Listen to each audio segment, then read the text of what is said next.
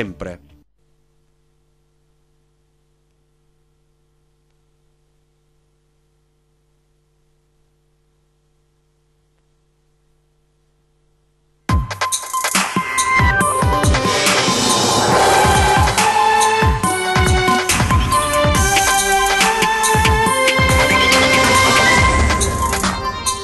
Medici di base, mentre gli ospedali corrono ai ripari in vista delle prossime giornate di sciopero e polemica sull'ammontare degli stipendi e muro contro muro sulla proposta di passaggio sotto le ULSS. Provette scambiate per una omonimia e terapia sbagliata. In questi giorni processo con 4 medici accusati di omicidio colposo per la morte di un 76enne di Pieve di Cadore. Tragedia a Torri di Quartesolo nel Vicentino, torna dal lavoro in bicicletta viene travolta da un'auto a pochi metri da casa, perdere la vita una donna di 38 anni. La neonata trovata morta a Musilio di Piave avrà un nome, i cittadini hanno chiesto al sindaco di chiamarla Maria, sarà sepolta martedì pomeriggio, giorno di lutto cittadino.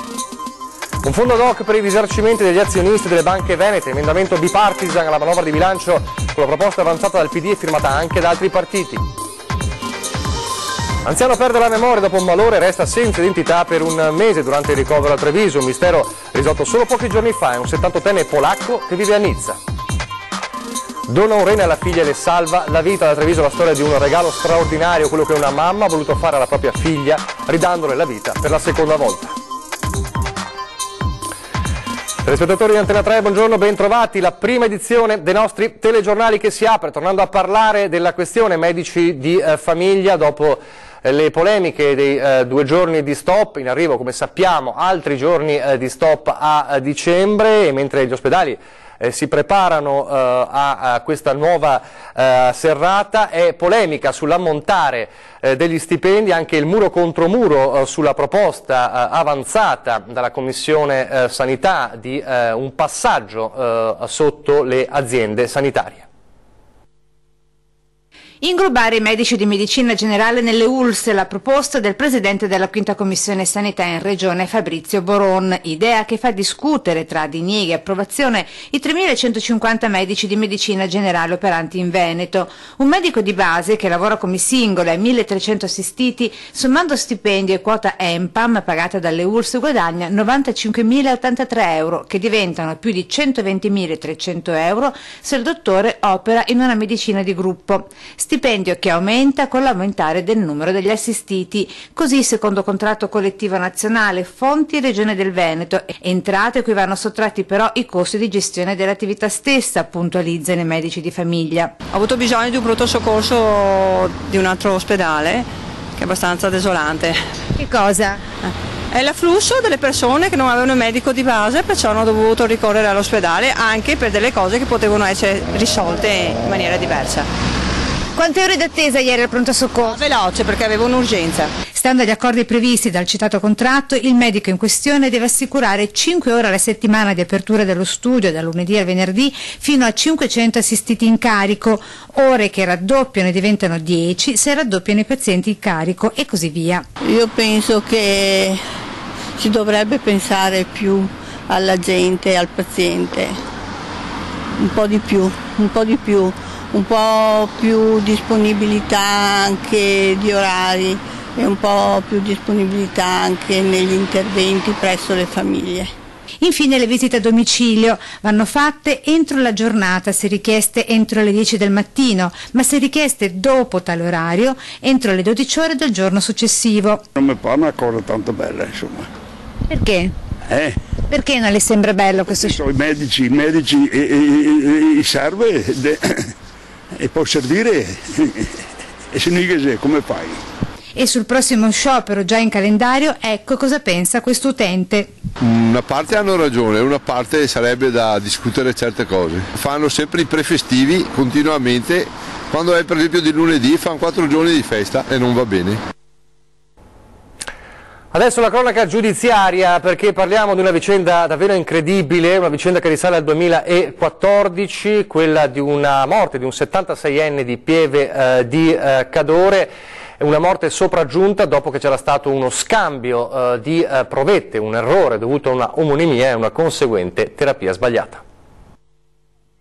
Un'omonimia fatale e provette di sangue sbagliate, una vita spezzata assurdamente. Quella dello storico cadorino Alberto Giacobbi, morto il 9 maggio 2014 a 76 anni all'ospedale di Pieve di Cadore, è una vicenda paradossale e terribile. Una vicenda finita sotto processo perché i familiari hanno chiesto giustizia. Omicidio colposo, l'accusa a 4 medici del nosocomio, nel cui reparto di medicina generale Giacobbi era stato ricoverato per una lombosciatalgia, dolorosa ma comune e non certo tale da impensierire. Invece in poco tempo un graduale ma inarrestabile aggravamento, 2 embolie e un infarto fino al decesso. In origine un errore, provette di sangue scambiate con un omonimo Giacobbi che necessitava di altre cure, quindi la decisione di una terapia anticoagulante dal dosaggio sbagliato per le effettive necessità del paziente e che provocò una emorragia cerebrale.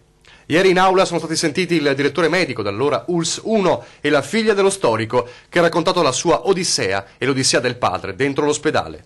Nessun danno è stato ancora risarcito. La famiglia, che inizialmente era parte civile, è comunque uscita dal processo e si sta preparando a una causa civile contro l'ULSS. L'azienda sanitaria, qualora verrà riconosciuta la colpevolezza dei medici, potrà rivalersi su di loro. E la cronaca ci porta nel vicentino a Torri di Quartesolo, un'altra tragedia lungo la strada, una donna che torna dal lavoro e viene travolta da un'auto. Torri di Quartesolo, tragedia sulle strade ieri sera in via Roma, dove una donna è stata travolta e uccisa da un'auto. La vittima, Iliana Lacastus, 38enne romena, stava rincasando dal lavoro in sella alla sua bici quando, giunta all'altezza di un incrocio, ha iniziato la svolta a sinistra. In quel momento è sopraggiunta da dietro un'auto guidata da un uomo di Camisano. Il conducente molto probabilmente non l'ha vista, ha frenato, ma ormai era troppo tardi. Ha preso in pieno la ciclista, che è piombata sul parabrezza del veicolo, sfondandolo, per poi venire sbalzata sull'asfalto a qualche metro di distanza. Un impatto tremendo. Immediato l'arrivo del 118, ma per Iliana non c'è stato nulla da fare. Intanto Villafranca Padovana è in lutto ed è sotto shock per la scomparsa del 16enne che ha perso la vita ieri in un altro tragico incidente stradale. Ora c'è un mazzo di fiori bianco su quel tratto di strada dove Viorel Catavelea, 16enne di Villafranca Padovana, ha perso la vita. Un'intera comunità è scossa dalla tragedia che si è abbattuta sulla sua famiglia. Il giovane frequentava l'istituto Severi a Mortise e stava proprio tornando da scuola in sella alla sua moto. Mentre percorreva via Due Palazzi in direzione Ponte Rotto ha perso il controllo del mezzo. Nella caduta la moto, che è stata posta sotto sequestro, avrebbe prima urtato gli archi bianco-verdi di protezione della pista ciclabile, finendo poi la sua corsa sulla recinzione di una casa. Il 16enne è morto sul colpo. Torniamo a parlare adesso nel veneziano del dramma della neonata trovata morta, aveva solo 5 giorni di vita tra i rifiuti a Musile di Piave, una vera e propria onda emotiva in città con i residenti di Musile Piave che hanno chiesto con messaggi al sindaco di darle un nome, l'hanno chiamata Maria e martedì sarà sepolta e ci sarà il funerale. La neonata trovata morta tra l'immondizia a Musile di Piave avrà un nome. La cittadinanza ha chiesto con numerosi messaggi e lettere arrivate al sindaco Silvia Susanna di chiamarla Maria. Con questo nome sarà sepolta martedì pomeriggio nel cimitero del paese, dopo i funerali officiati dal parroco Mario Zecchin. Sarà proclamato il lutto cittadino. Per la cerimonia è già iniziata una piccola gara di solidarietà. Un'impresa di onoranze funebri fornirà gratuitamente il servizio, così come una fioreria. Siamo tutti sconvolti per questa vicenda che ha colpito nel profondo la nostra comunità, commenta la sindaca. Il comune vuole fare la sua parte per darle degna sepoltura. Per questa vita troppo breve e subito stroncata, di cui non sappiamo ancora nulla, abbiamo vissuto tutti una profonda sofferenza. Lasciamo per un attimo la cronaca, torniamo a parlare delle banche venete, le ex popolari venete, con questo asse bipartisan di alcuni parlamentari per la creazione di un fondo ad hoc per i risarcimenti agli azionisti delle 2 banche venete. Un fondo per le vittime di reati finanziari, è questo l'emendamento alla manovra di bilancio presentato da 4 parlamentari, primo firmatario il capogruppo PD in Commissione Bilancio del Senato, Giorgio Santini. Insieme a lui i senatori Dem Puppato, Filippin Dalla Zuanna e 3 membri dell'opposizione, Bellot, Conte e Dalla Torre. Secondo il testo presentato, il fondo è destinato a coloro che hanno subito danni a seguito di situazioni di crisi del sistema creditizio. Uno strumento necessario, sottolinea l'onorevole del PD Simonetta Rubinato, ospite stamane alla Voce del Mattino. Serviva questa risposta che viene all'inizio dell'esame della legge di bilancio al Senato. La capacità iniziale dovrebbe coprire il triennio 2018-2020, secondo modalità che dovranno essere definite dal Ministero dell'Economia e delle Finanze. Il Partito Democratico propone di utilizzare le risorse del fondo istituito dalla finanziaria Tremonti nel 2005 per le vittime di frodi finanziarie. A questo andranno ad aggiungersi conti correnti e rapporti bancari dormienti, ovvero non movimentati da almeno 10 anni. L'ultima certificazione del Tesoro parla di 2 miliardi di fondi dormienti, dice Santini. A questo, spiegano i democratici, contribuiscono anche il fondo interbancario di tutela dei depositi con 50 milioni all'anno dal 2018 al 2020, più una quota parte delle entrate dovute alla cessione degli NPL degli istituti di credito Veneto posti in liquidazione. La gestione, secondo i firmatari del fondo, dovrebbe essere affidata all'autorità nazionale anticorruzione per individuare chi effettivamente possiede i requisiti per usufruirne. Bene che si sia messo in campo, è fondamentale. Ora bisogna farlo funzionare bene, fare in modo che tutto venga attuato nei tempi più celeri possibile. Torniamo alla cronaca. Nel veneziano sono da chiarire i contorni di una presunta aggressione accaduta in campo Santa Margherita, siamo in centro storico a Venezia, e che ha causato il ferimento di un uomo, presumibilmente con un'arma da taglio. Il fatto risale alla tarda serata di giovedì. Testimoni avrebbero riferito di aver visto portare via a bordo dell'idroambulanza un uomo che sanguinava copiosamente. Teatro dell'episodio l'area nelle vicinanze di un bar. La polizia, che poco prima era intervenuta in campo per contrastare lo spaccio di stupefacenti, avvisata dell'accaduto, si è immediatamente portata all'ospedale di Mestre, dal quale però l'uomo in questione si era già dileguato, e sono in corso ovviamente accertamenti da parte delle forze dell'ordine. Sulle strade un'altra mattinata di caos, parliamo dell'A28, ecco le immagini di un ribaltamento di un camion avvenuto questa mattina all'autostrada A28 Conegliano direzione Portoguaro all'altezza di San Vendemiano. Il camion portava 140 quintali di mangime e per cause ancora in corso di accertamento si è ribaltato. Sul posto i vigili del fuoco di Conegliano con un autogrill a Treviso e le forze dell'ordine, autostrada chiusa ovviamente in quel tratto per permettere la rimozione del mezzo. E invece nel Padovano è probabilmente un'auto rubata e poi abbandonata, quella andata a fuoco in via Pozzo Veggiani, siamo proprio in città, a Padova. Misterioso incendio di un'auto a Padova. I vigili del fuoco sono intervenuti in nottata in via Pozzo Veggiani, dove si trovava una Porsche Cayenne avvolta dalle fiamme. La macchina era ferma in un tratto di strada bianca, nei paraggi non c'erano persone. Probabilmente si tratta di un'auto rubata e abbandonata. Le operazioni di spegnimento sono terminate dopo circa un'ora e mezza, sul posto i carabinieri. E ora parliamo di molestie sessuali nei confronti di una alunna tredicenne, la pesantissima accusa contro un bidello dell'Alta Padovana. Una ragazzina di 13 anni sarebbe stata palpeggiata nei bagni della scuola da un bidello di 50 anni. La molestia, secondo quanto dichiarato dalla studentessa e da un compagno di classe, sarebbe avvenuta nel 2015 in una scuola media dell'Alta Padovana. Il bidello l'avrebbe afferrata ad un braccio, abbracciata e toccata con la scusa di consolarla per un amore finito. L'episodio è stato poi raccontato ad un altro ragazzino. Lo studente lo ha confessato ai propri genitori, che non hanno esitato a chiamare quelli della ragazzina. Poi è arrivata la denuncia. L'operatore scolastico è stato rinviato a giudizio per violenza sessuale pluriaggravata. La studentessa, a causa del trauma subito, è andata in cura da uno psicologo. Un copione identico si era verificato con un'altra ragazzina di 13 anni. Al tempo, per il bidello, poi condannato, era scattata anche la sospensione dal servizio con l'applicazione di una misura interdittiva. Intanto i carabinieri di Bardolino, siamo in provincia di Verona, hanno dato esecuzione a un ordine di carcerazione emesso dal Tribunale per i minori di Venezia nei confronti di un uomo di 30 anni, originario di Peschiera del Garda, che doveva scontare una condanna a 5 anni e 3 mesi di reclusione per violenza sessuale su un minore. Il fatto è avvenuto più volte dal 2002 al 2005 e si è sviluppato in un contesto familiare di particolare disagio, determinato da una carenza di controllo e sostegno alla famiglia da parte dei genitori. Familiari che non sarebbero riusciti a percepire la gravità degli eventi che sono consumati tra le mura domestiche, con un rapporto morboso tra fratello e sorella all'epoca dei fatti, rispettivamente di 15 e 6 anni, che poi è sfociato nell'abuso sessuale, protraendosi per 3 anni. La vicenda è venuta a galla soltanto nel 2011, quando la ragazza è stata sollecitata a riferire delle violenze subite da un altro dei suoi fratelli, testimone involontario del terribile abuso. Ha fatto parlare, ha fatto discutere, siamo a Treviso adesso, il caso di un anziano che per un mese è rimasto di fatto senza identità perché aveva perso la memoria dopo un malore. Una identità risolta, almeno nei giorni scorsi. Si tratta di un 78enne polacco residente a Nizza, ma ci sono ancora alcuni punti oscuri.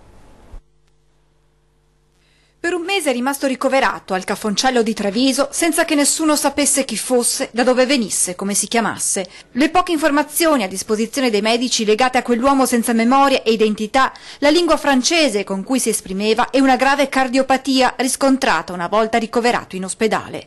L'anziano era stato visto da una pattuglia della polizia urbana vagare per le vie di Treviso lo scorso 4 ottobre in stato confusionale e in evidenti cattive condizioni di salute. Una volta trasportato a nosocomio trevigiano, l'uomo non aveva saputo fornire informazioni su di sé. Aveva detto solo poche parole in francese, chiedendo insistentemente della sua auto grigia. Gli esami eseguiti sull'anziano avevano portato a scoprire la grave patologia cardiaca che aveva reso necessaria un'angioplastica e l'impianto di un bypass.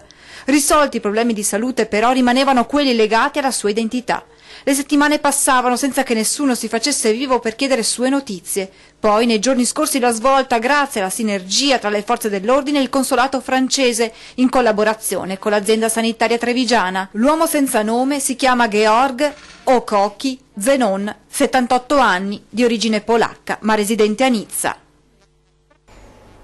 Torniamo a parlare di profughi adesso perché c'è la proposta, la richiesta di un comune padovano, Agna, per i disagi dovuti alla presenza dei profughi.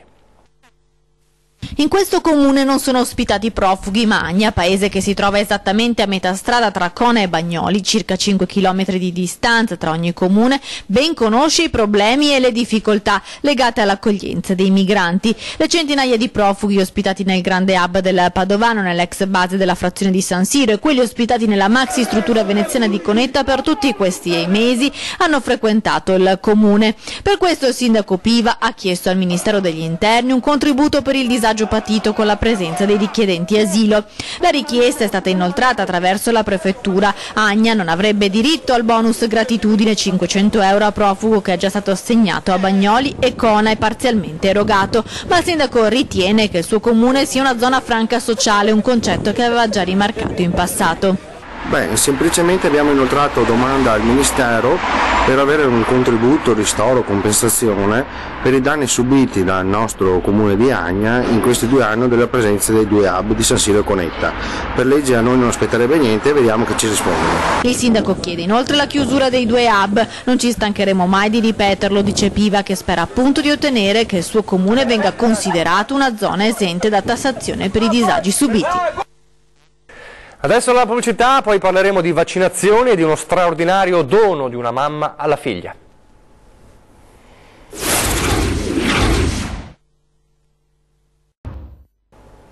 Rieccoci in studio, prima edizione dei nostri telegiornali, parliamo di vaccinazioni, non parliamo però delle vaccinazioni che hanno creato i problemi in questi mesi e le polemiche, le vaccinazioni anti-influenzali che sono partite un po' in tutte le ULSS del Veneto in questi giorni, anche nell'ULSS 5 di Rovigo. Bastano pochi secondi per vaccinarsi contro l'influenza e i vantaggi sono numerosi. L'anno scorso di virus influenzale si sono ammalati 380.000 veneti, con 55 casi gravi, ricoverati in terapia intensiva e 8 decessi. Il buon esempio l'ha dato il direttore generale dell'ULSS 5 Polesana, vaccinandosi per primo. In provincia di Rovigo l'ULSS ha distribuito 60.000 dosi di vaccini anti-influenzali per un costo di 300.000 euro. Pensiamo solo a quello che può essere il danno dal punto di vista lavorativo, il fatto che le persone in età lavorativa rimangano a casa 2, 3, 4 giorni, oppure proprio ai danni fisici che possono avere. Anche quest'anno il vaccino sarà gratuito per chi ha più di 65 anni, per chi ne ha meno ma soffre di patologie croniche che con l'influenza possono aggravarsi e per chi svolge attività di valenza sociale come insegnanti, pubblici dipendenti in generale, appartenenti alle forze dell'ordine. Basterà rivolgersi al proprio medico di base e converrà farlo presto. Le temperature miti di questi giorni fanno pensare che l'inverno sia ancora lontano, invece il freddo potrebbe arrivare all'improvviso. È consigliabile provvedere già in questi giorni e già recarsi presso i punti indicati e gli ambulatori di medici e medicina generale per effettuare la vaccinazione stessa.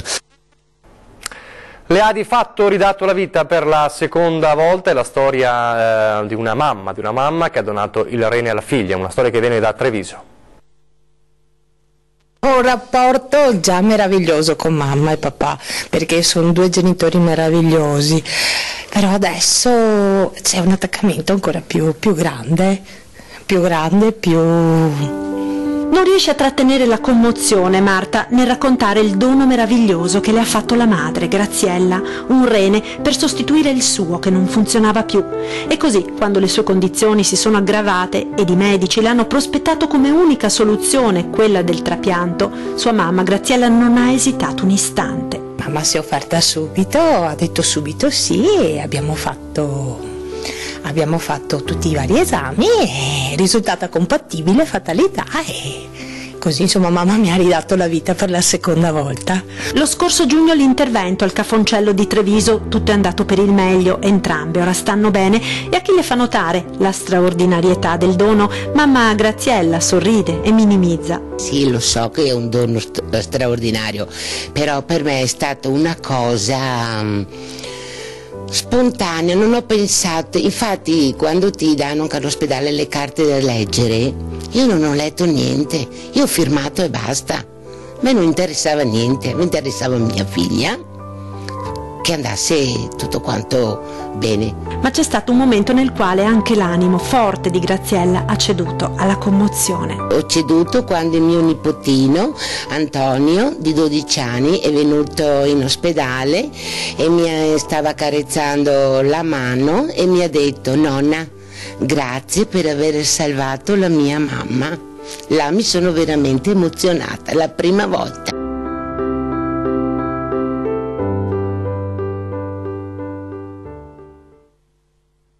E questa storia, assieme a quella di altri trapiantati, sarà protagonista della serata di sensibilizzazione sul tema dei trapianti d'organo che si terrà il 30 novembre prossimo al Teatro Eden di Treviso alle 20:30, una serata che vedrà sul palco anche musica, poesia e spettacolo.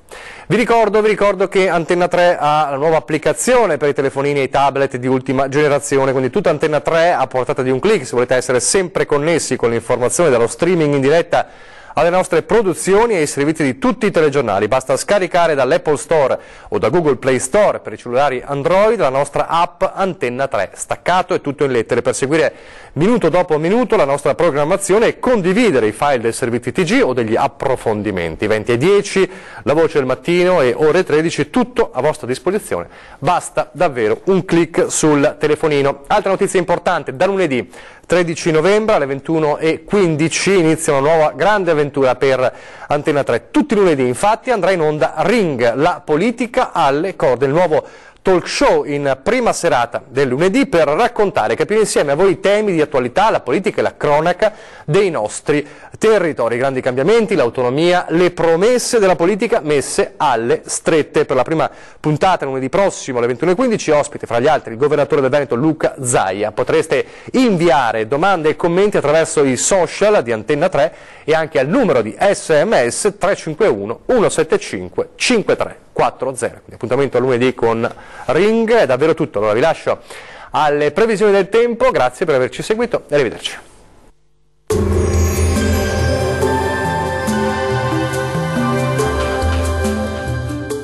Termoidraulica Susin. Se compri una caldaia, in omaggio il condizionatore. Termoidraulica Susin a zero branco.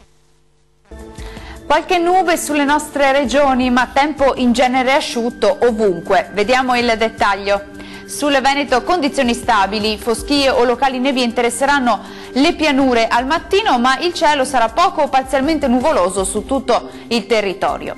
Diamo uno sguardo alle temperature, le massime saranno comprese tra gli 11 e i 13 gradi circa, valori minimi tra 4 e 8 gradi.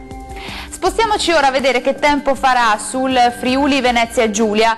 Stabilità atmosferica su tutta la regione, il cielo si presenterà poco o parzialmente nuvoloso. Vediamo anche in questo caso le temperature, le massime saranno comprese tra i 13 e i 16 gradi, minime tra 6 e 8 gradi circa. Raggiungiamo infine il Trentino Alto Adige. Certo ci sarà un aumento della nuvolosità che interesserà i confini esteri, anche con precipitazioni nevose sopra i 1200 metri, ma sul resto della regione il cielo sarà poco o parzialmente nuvoloso. Le temperature massime saranno comprese tra i 13 e i 17 gradi, minime sui 5 gradi. Il mare sarà poco mosso, localmente quasi calmo nel Golfo di Trieste, i venti deboli da ovest sulle zone costiere e moderati al largo. Dal meteo per ora è tutto, arrivederci!